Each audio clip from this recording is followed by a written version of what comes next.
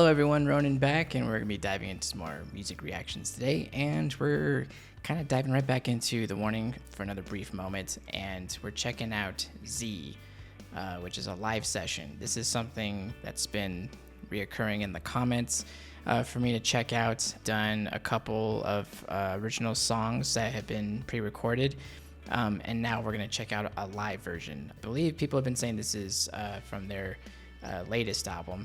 And I guess they're still releasing songs, at least at the time of this recording. So I haven't seen them live when they're older now. So we're just gonna go ahead and dive on in and see. I'm sure they've progressed a little bit, but we're gonna see how much they progressed.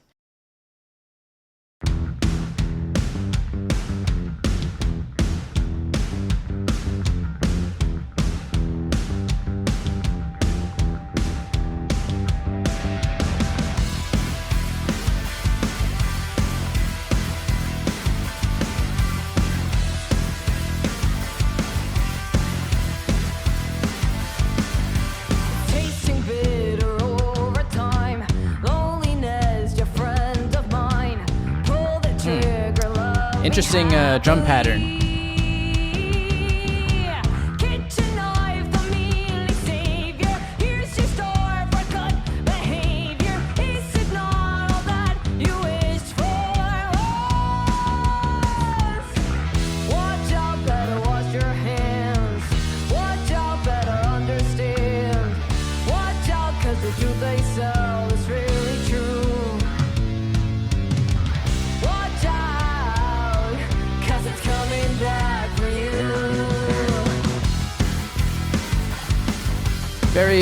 Very punky.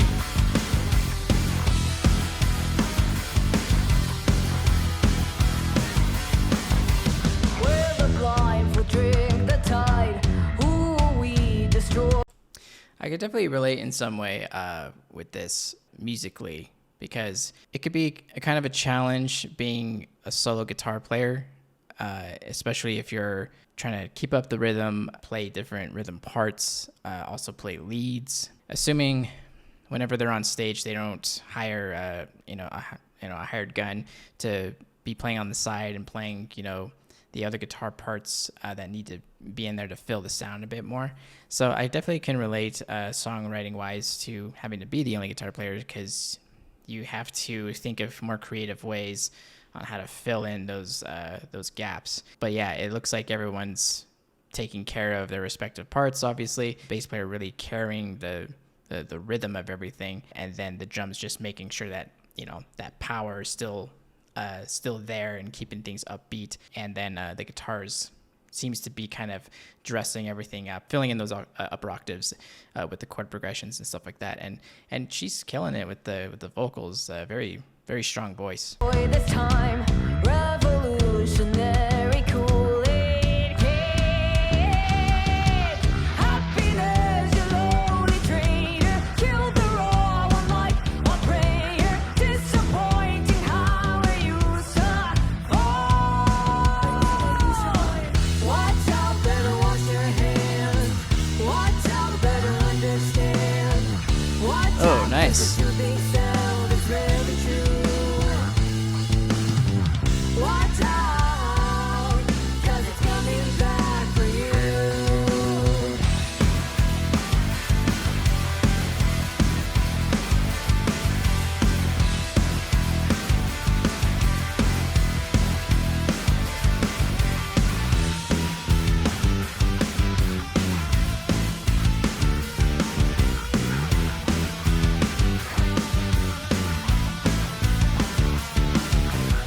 Nice.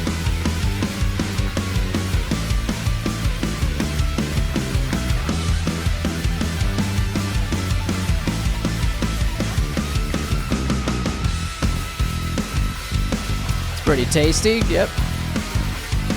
Before they went into the whole solo thing, how they switched off on the vocals, and the two other sisters took over not only the vocals, but they also harmonized together. And I couldn't tell whose voice was whose, but one of them was kind of, I don't know if they have to try to emulate or if that's just their natural singing voice, but they're kind of emulating a little bit of the main vocalist and kind of giving her a break and like letting her focus on what she needs to whenever she kicks in with that solo. So really cool that there's definitely a utility involved when it comes to switching off parts and handing the reins over to a different sister, because it's just kind of like it doesn't seem like it's just a creative choice, but it's also kind of like, I've carried the song up to this point, we need to pass on the torch, and my back hurts, carry the song forward.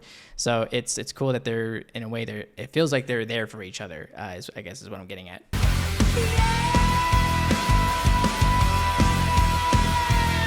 I think that we should. I think that we should. I think that we should. I think that we should. I think that we should. Cool. Like, it's a pretty straightforward like punk rock song. It's definitely got some rock infusion within it, so they're still very much doing what they do, but they kind of twisted the genre a little bit into kind of a bit more of a punky vibe, but still very apparently rock. But yeah, it's cool, like, hearing her solos at this point instead of hearing the solos from a cover, and just kind of see like what her flavor is in particular. And the great thing about PRS is that they tend to have a fairly naturally compressed sound out the gate. It's just the way that they're voiced. The great thing about that, I've come to realize that there's nothing super positive or super negative about just how a sound comes across out the gate when it comes to like compression and things like that, because it has its uses. And in here, it's great because you don't have to tweak it a whole lot when it comes to making sure it mixes well. And so here, I bet you they didn't have to do a whole lot to the guitar in order to make sure it just stays within the mix and it doesn't super cut through everything, so that, she doesn't need to dial it down a bit or use another pedal to kind of tame it, or, something like that. Live recordings like this, or even something pre-recorded, I'm sure that the guitar lent itself very well, and you can definitely hear it in this live recording. Yeah, like I said, it's cool to see them working together like this, especially in a live situation. You don't really get to see that, in their music videos, but here you kind of see how they have to navigate how to pull off the song live, because there's definitely a difference between. That's something that you always have to think of when you're writing a song and recording it, is like, okay, if I physically can't do all of this, how are we going to do it live? So you kind of have to figure out the lesser of evils to be like, okay, well, I can't play this part, but this part needs to be heard. How are we going to carry this other part? Well, okay, that's got to be all on the bass, or like I said, we got to get a hired gun and then have them play the rhythm part while I do this solo part, or whatever. So it's a common thing that it's a necessary evil, but when you're in the studio and you're writing songs and trying to make them to the best of your ability, it's hard to creatively, I guess, censor yourself. That may not be the best term, but when you can make a song bigger and you're that creative and you can do that, it's hard to say like, well, we shouldn't do that because how are we going to do it live? So that's kind of like a weird balance that I'm sure every musician has to deal with when they're recording stuff. It's like, okay, well, do we want to just make a really cool song, regardless of the repercussions later on, whether we can play it live or not, or do we make it more realistic and kind of tame it, and at least just make it to where it's just us, But it sounds like maybe I haven't heard the pre-recorded version of this song, so I would assume maybe there's a rhythm guitar track in there while the solo's going on to kind of help fill in some stuff. But here they just play it raw. It's just the three of them. They don't have any extra help from what it looks like in the video, so they just straight up did it. But that's cool though. Like, it's cool to see that energy. It's cool to see it kind of has a similar in regards to the drums, it kind of reminds me of Evolve in terms of like the drum patterns. I love like her playing on the toms on the upbeats during like the verses and like the little transitions between verses. Fun song. I'm sure it's a blast to listen to when you're listening to them live at a concert, maybe like at a stadium or something like that. But anyway, that's it from me, guys. I hope you enjoyed the reaction. If you have any other suggestions, feel free to comment below, and I'll see you guys later.